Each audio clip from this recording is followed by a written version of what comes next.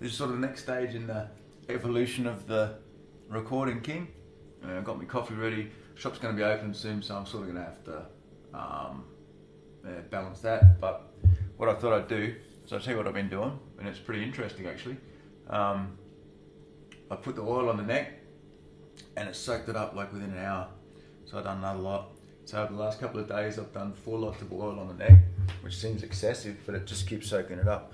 But now it's actually soaked it up to the point where you can barely feel the frets. So it didn't need the ends taken off or anything, it was just that dry.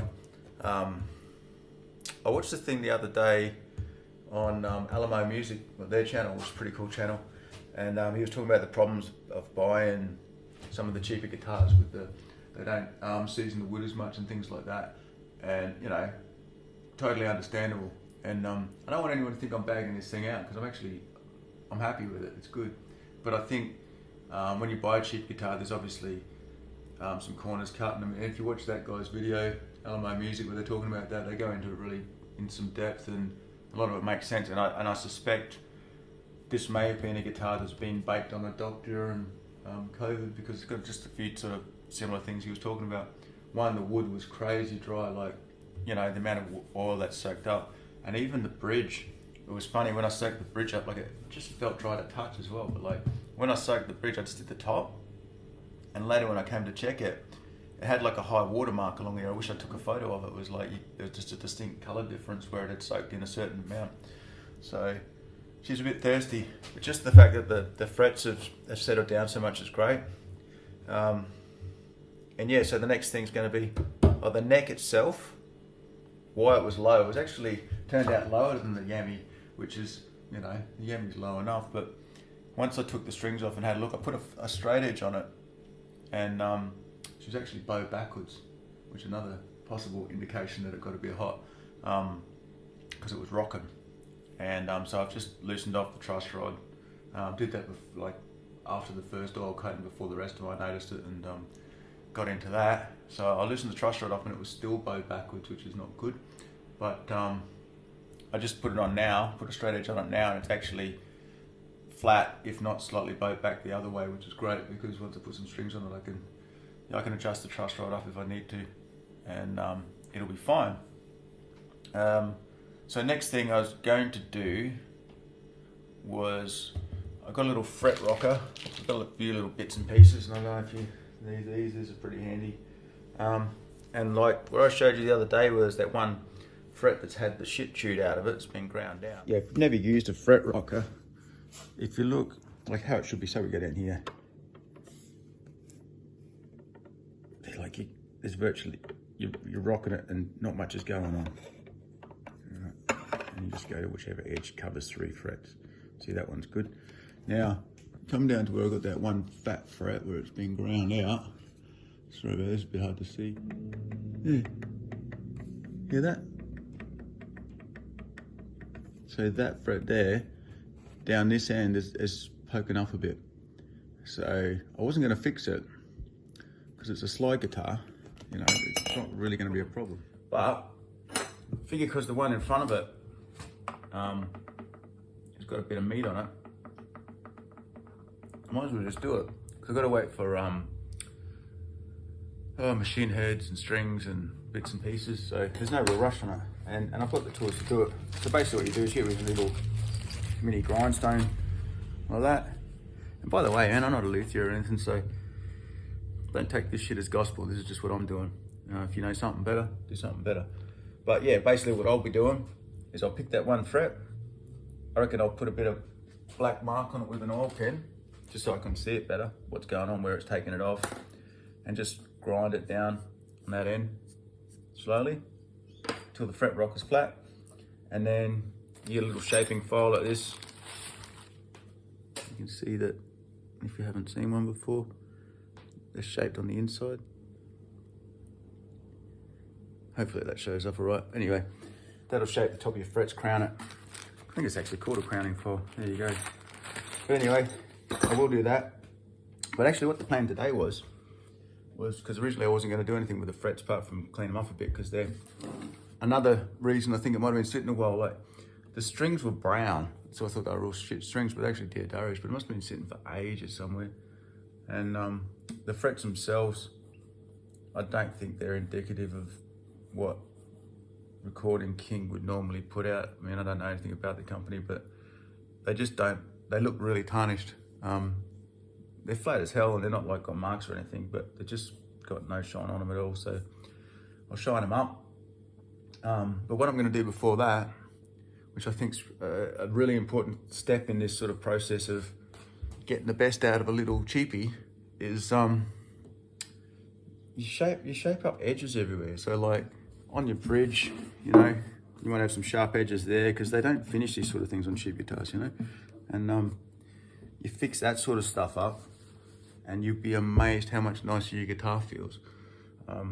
So what I plan to do today between shop stuff is I've got a file that I just dragged out this morning, and what I've done is I got the angle grinder and just went along here, so I've got a smooth surface and then a bit of tape on each end, because what I was doing was I want to file the ends where I just showed you on the end of the bridge, but if it touches the body at all while I'm doing that, I don't want to mark the body, so that just gives you that little gap, bit of a safety thing.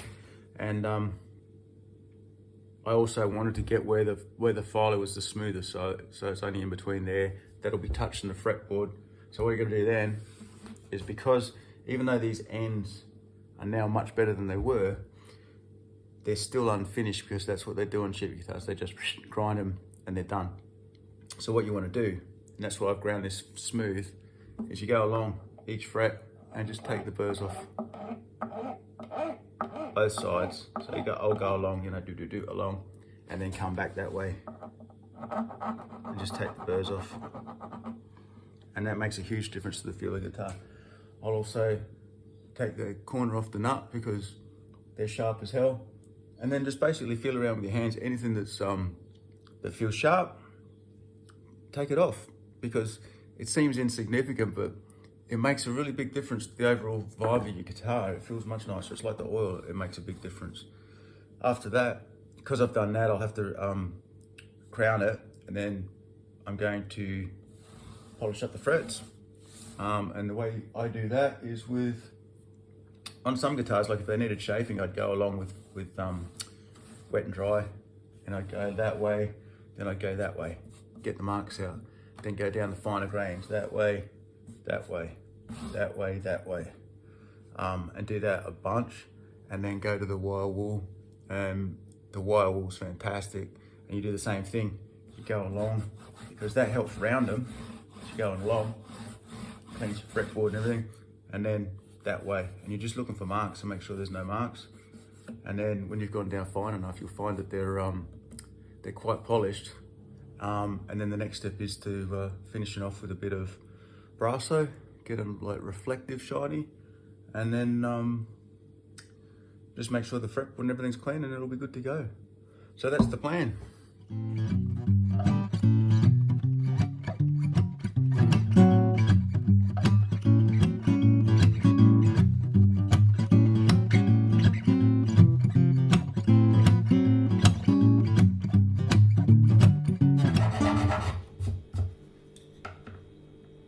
Alright, we're good.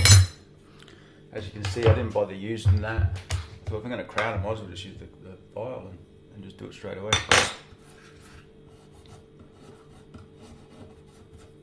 Alright, that doesn't look too ugly.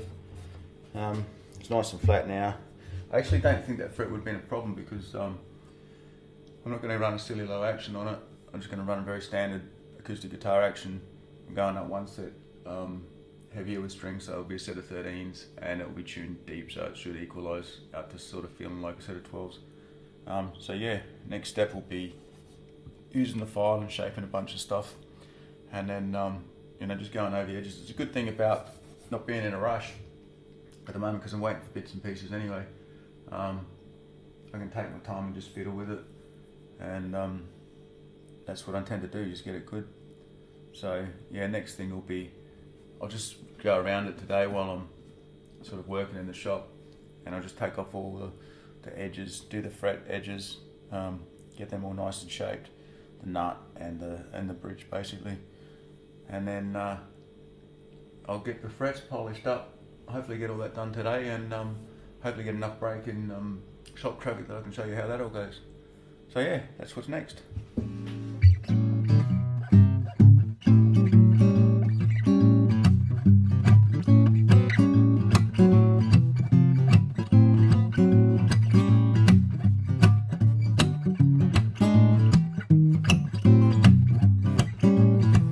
That's $1 million. $8.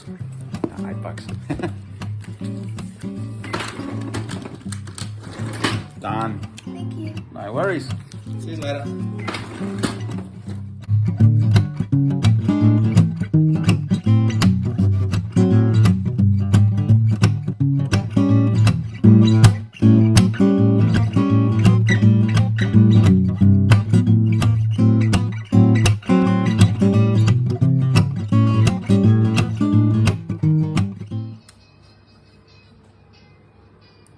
All right, something interesting I just noticed too, which I'm going to add into this. You may have noticed I just missed the fret there and went on the fretboard itself. And the reason I'm doing that is because I guess these things are like, I don't know how they cut them, CNC machine or something, but even the edges of the fretboard are really quite sharp. So what I'm going to do is, like, if you ever play an old guitar, like, it's why the yammies feel real good. They actually round the edges of the fretboard a bit. So while I'm here, like I just did that one and it feels so much better. So I'll do the frets, the other side of them, and then I'm actually going to do a slight rounding off of the fretboard edge as well. It's all that little detail. That's what you're paying for when you get a good setup, and that is, or an expensive guitar. It's the stuff that makes it feel really good. So, and it's all stuff, you're not really going to hurt it. I mean, if there's anything you're sort of dubious about doing, that's why I'm sort of doing it like this, because I don't think it's anything that's going to damage your guitar, but if there's anything that's sort of even you'd be half dubious about doing, just don't do it, take it to a professional. But I think most of this stuff is pretty harmless and generally improves the instrument in an amazing way. So, you know, have a go at it yourself probably too, eh? Anyway, I'll get back to it. There's more to do now.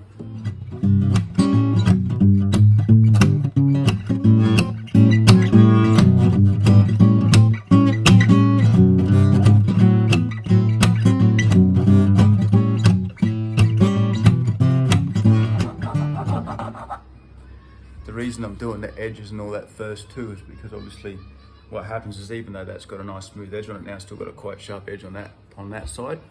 So you will scratch the frets a little bit if you're doing that, and then it might bump that one a bit. So as I do that, I mean, obviously you still want to do it as careful as you can, but as I finish that, around the edges, then you get onto your polish and things like that, because then you can take out any little marks and things like that and get it perfect. So yeah, keep that in mind.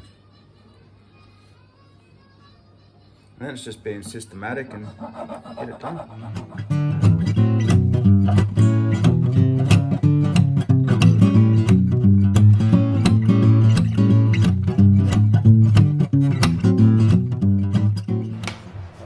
Didn't miss anything too exciting. Just had a couple of customers.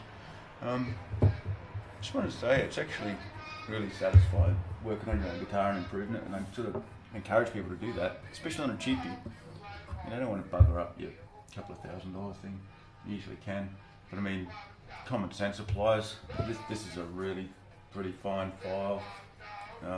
What I'm doing for rolling the edges, you're not trying to turn them around, you're just trying to take anything sharp off. So keep that in mind, less is more. You know, if you cut too far off, you might get some rattles and stuff, or you just bugger up the guitar, and it's not the sort of thing you can fix. So yeah, I'll be careful with that. But you know, some of my favourite guitars I've ever owned have been ones I've just fiddled with for years. And yeah, it's satisfying. You take this, you know, $300 guitar, by the time it's finished, I really want to keep it under budget of $500 total, which is pretty cheap for the quality of guitar it's going to be. Yeah, so yeah, have a crack at it. It's not scary. That's why I thought I'd do it like I'm doing it. Basic things like putting some oil on the fretboard if it's dry. You can humidify. You can put those little humidity things in there. Sometimes that might work. I mean, You study it all on YouTube, and then you have a crack at it, because turning something that was a little bit average, and I've got to say it's probably not the manufacturer's fault in this case. I suspect it is that it got a bit cooked in storage or something at some stage. But it seems like a pretty decent guitar, and we're just making it from 75% to 100. Simple as that, and all it costs you is time. So I'll let your fingers guide you as well. You know, you're only taking off sharpness, not anything crazy. So if it doesn't need it, then do it.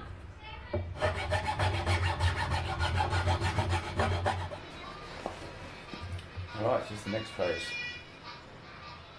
This stuff works great. What I'm going to do, I'm going to start going across this way, get rid of any little marks. It's a bit hard to show you with that because it all looks shiny and it actually isn't. But where I've filed and that, there's a couple of little marks, and it'll just take it to that next level of smoothness. On this one, I'm not too worried about the fretboard at all. It's pretty rough, and if anything, it might actually improve it. So do that, and then after we've done the coarse stuff, get out the fine stuff, do exactly the same thing, across and along. And listen to your ears. I mean, the funny thing is that just shows you so much tarnish. I've just literally just done one fret. I'm going to do the fretboard a little bit as well. Now I think that difference will show up on the camera, so I'll give you a look at that.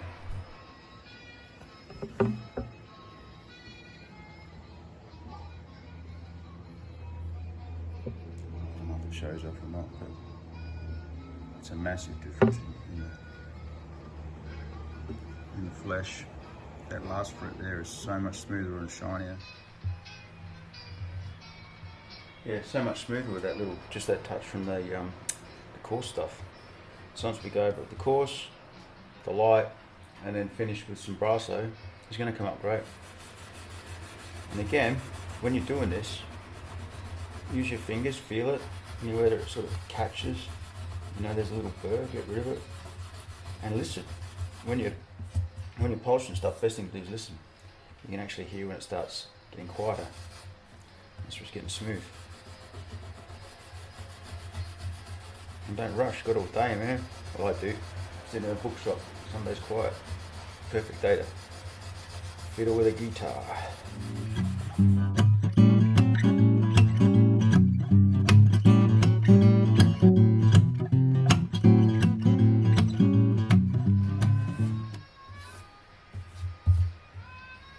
That feels bloody amazing. Like, really good.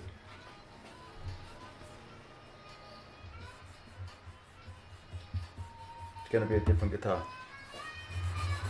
Ooh, almost took the bloody, what do you call it, off? The inlay. That's alright. I'd rather lose my painted on inlays than, I might actually take them off. They came off real easy. And, I don't know, see how we go, I'm not too worried. It's got dots on the side, that's the main thing. But for now I'll leave them. But yeah, that just nearly got rid of it completely then.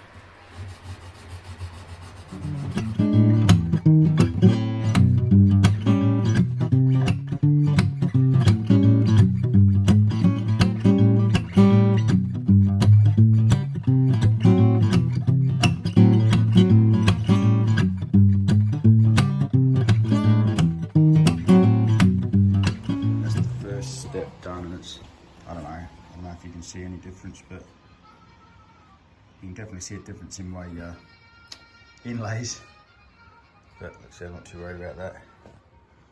See, like, I haven't taken tons off, and like even on the edge you can see it's rounded, but it's not even really that visible in the video. Same with the frets. Now you're just taking bits off here and there, but it already feels 10 times different. It's going to be, like, you can just feel that that's going to be a really nice guitar to play already. So, let's do the finer stuff.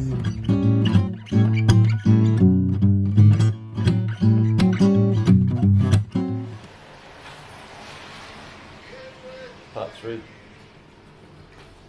You can still faintly see the inlays, but they're mostly gone. That's all right. I won't go crazy with this stuff. The fine wool gets it pretty shiny anyway. I mean, just the full fine wool on its own is way better than what you get out of the factory. So.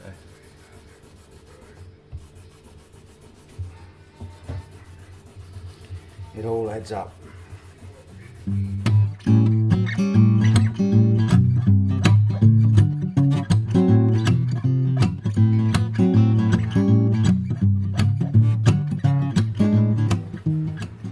Last bit.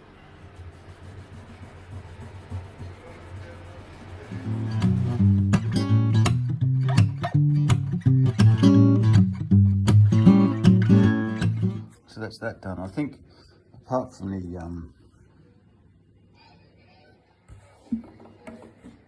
can get some light on it.